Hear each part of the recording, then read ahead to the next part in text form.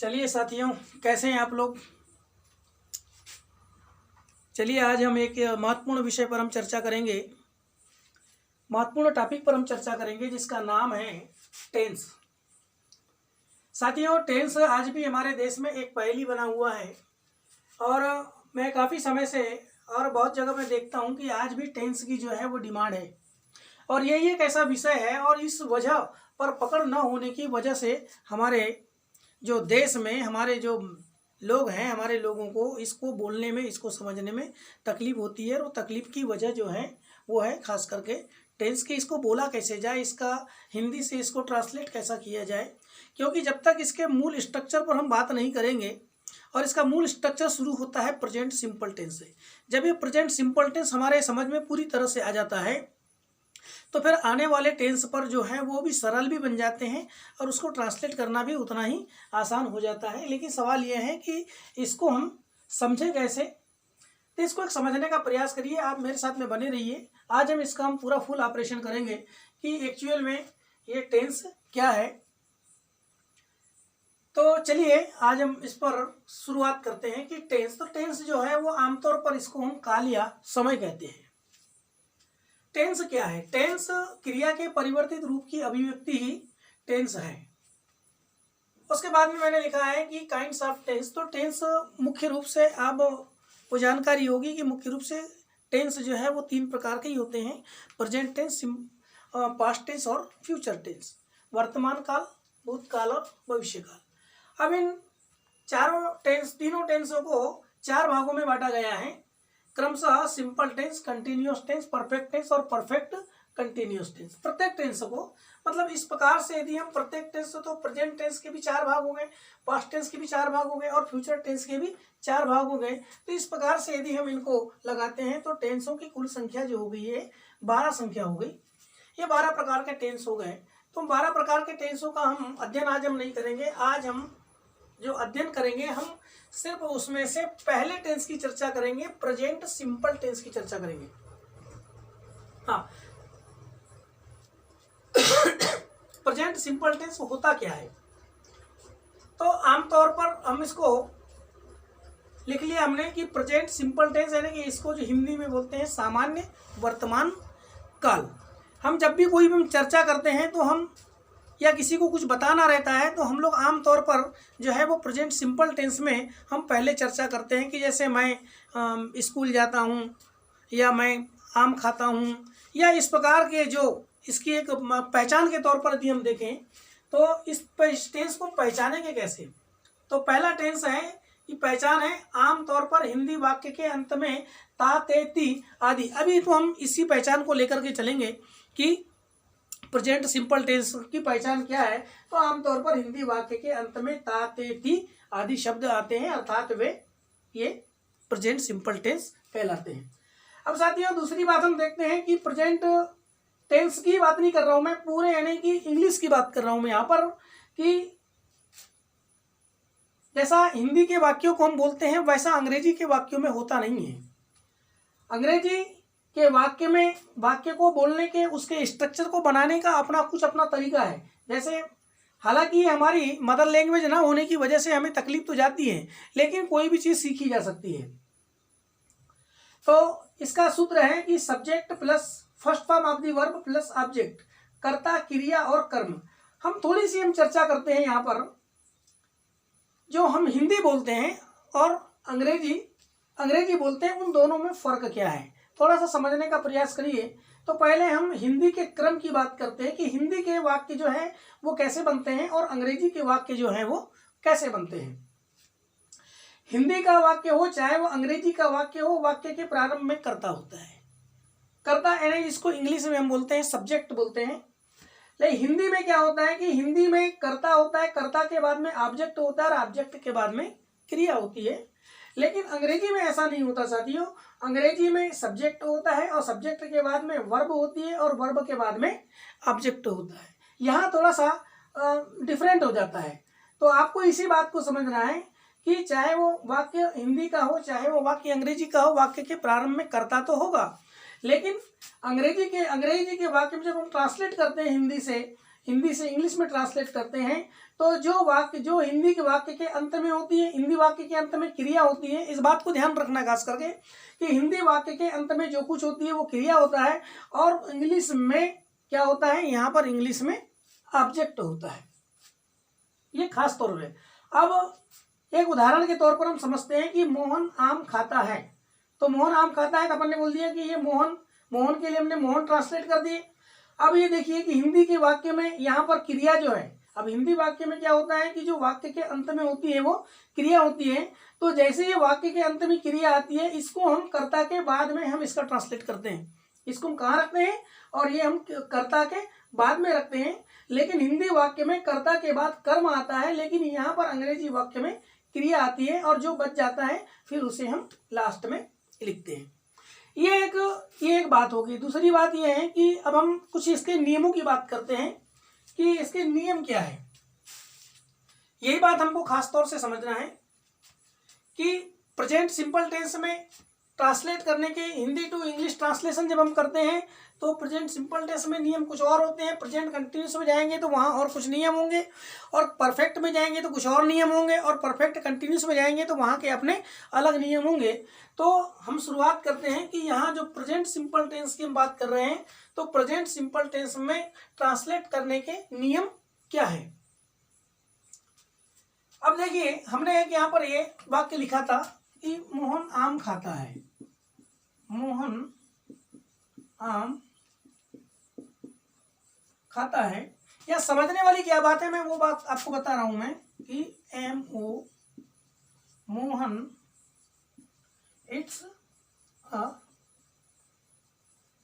Mango.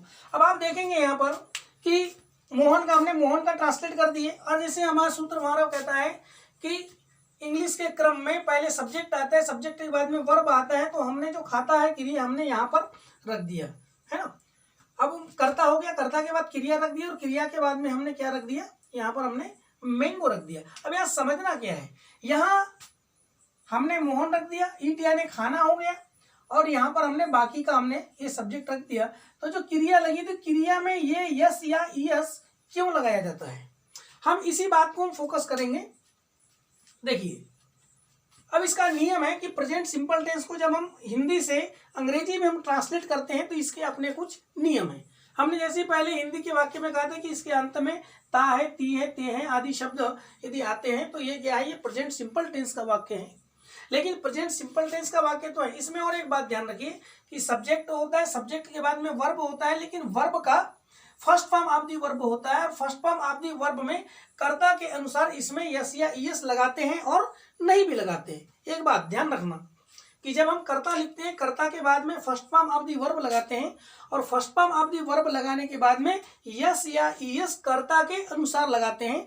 तो कर्ता के अनुसार यस या ईएस हम कब लगाएंगे और कब हम नहीं लगाएंगे, हम उसी बात को हम यहाँ पर आज हम समझेंगे।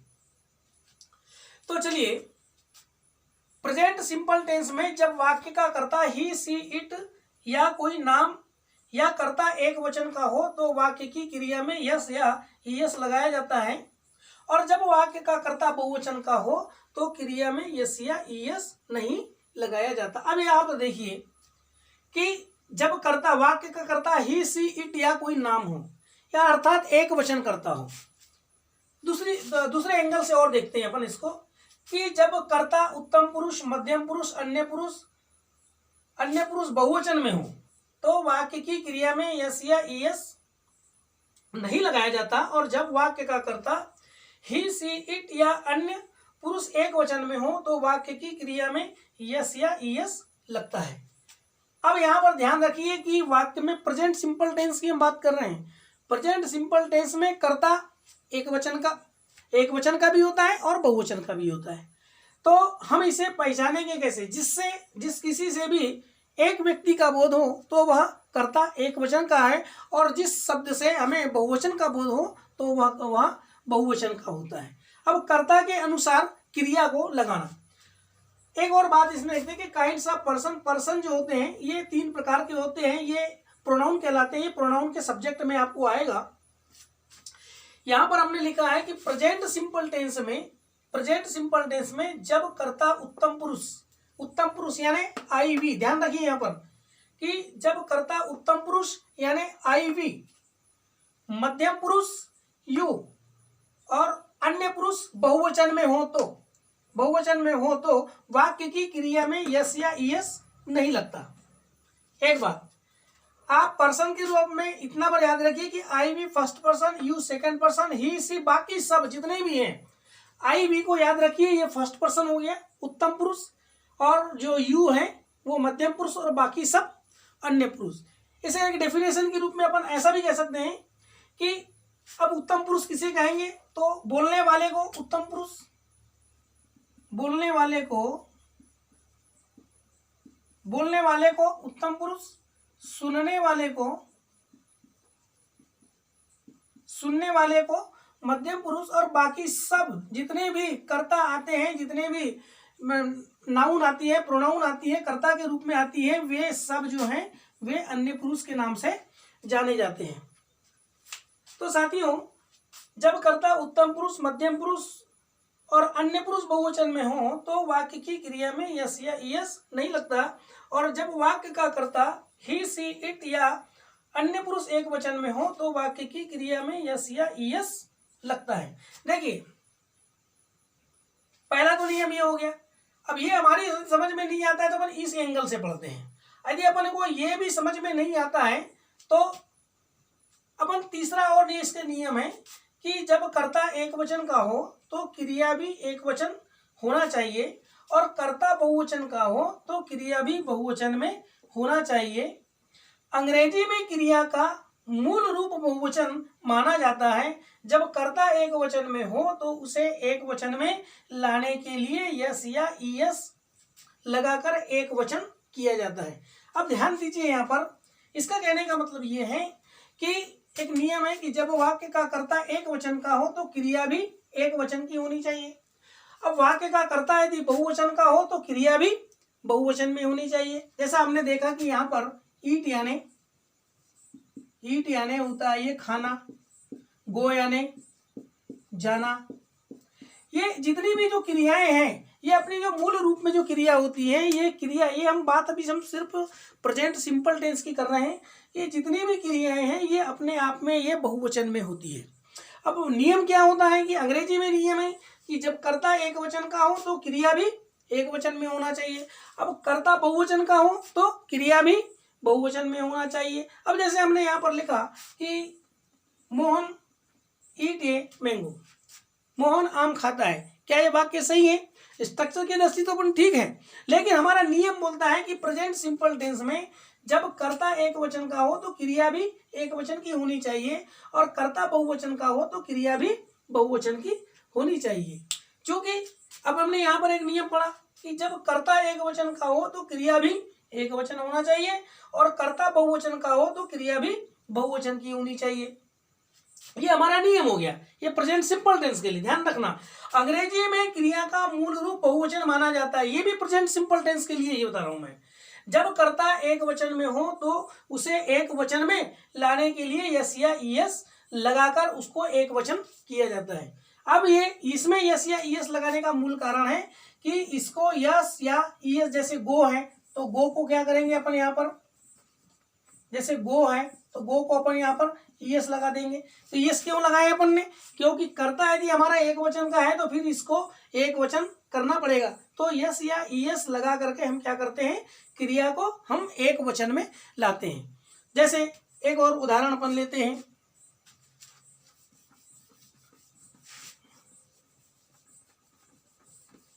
हमने यहाँ पर बोला कि मोहन आम खाता है। दूसरा अपन लेते हैं उदाहरण कि वे आम खाते हैं,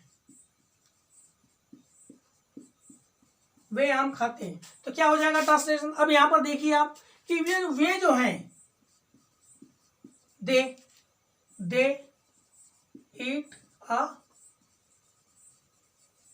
ईट अ मैंगो। अब देखिए यहां पर हमारा कर्ता क्या है, हमारा कर्ता बहुवचन का है, तो हमने दे के लिए हमने वे को ट्रांसलेट कर दिए। अब वे के बाद में दे ईट अ मैंगो, तो हमने यहाँ पर यस या यस नहीं लगाया। क्यों नहीं लगाया? क्योंकि हमारा कर्ता जो है ये बहुवचन का है, और अंग्रेजी में जो क्रिया जो है वो अपने आप में बहुवचन में मानी जाती है।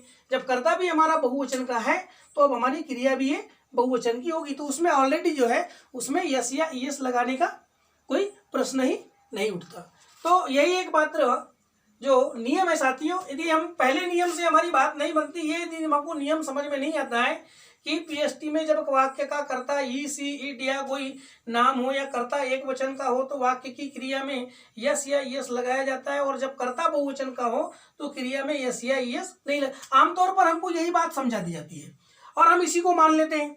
लेकिन फिर दूसरा नियम हमको ये भी बताया जाता है कि जब कर्ता उत्तम पुरुष, मध्यम पुरुष, अन्य पुरुष बहुवचन में हो तो वाक्य की क्रिया में यस या यस नहीं लगाया जाता, और जब वाक्य का कर्ता ही सी इट या अन्य पुरुष एक वचन में हो तो वाक्य की क्रिया में यस या यस लगता है। ये हमको ऐसा भी बताया जाता है। लेकिन मैं ये बोलता हूं कि भाई यस या यस उसमें क्यों लगाया जाता है, इसका मूल कारण क्या है। तो उस मूल कारण पे हम आते हैं। तो मूल कारण ये होता है साथियों कि जब भी प्रेजेंट सिंपल टेंस में किसी वाक्य को हम ट्रांसलेट करते हैं तो अंग्रेजी से हिंदी से अंग्रेजी में ट्रांसलेट करने के पीछे नियम ये है कि जब कर्ता एक वचन का हो तो क्रिया भी एक वचन की होनी चाहिए, और कर्ता बहुवचन का है तो क्रिया भी बहुवचन की होनी चाहिए।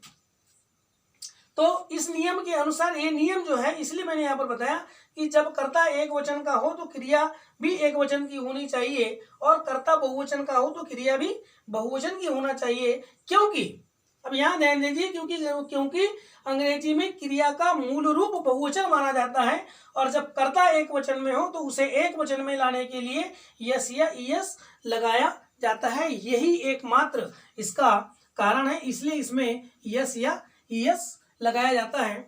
इसके पश्चात साथियों इसके ऊपर में बाद में भी और मैं एक दो वीडियो बना करके मैं डालूंगा।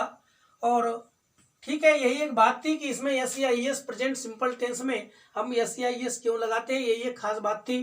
तो इसके बाद में मैं अब इसी टॉपिक को मैं यहाँ पर मैं बंद करता हूँ, और अगले वीडियो में फिर से हमारी मुलाकात होगी।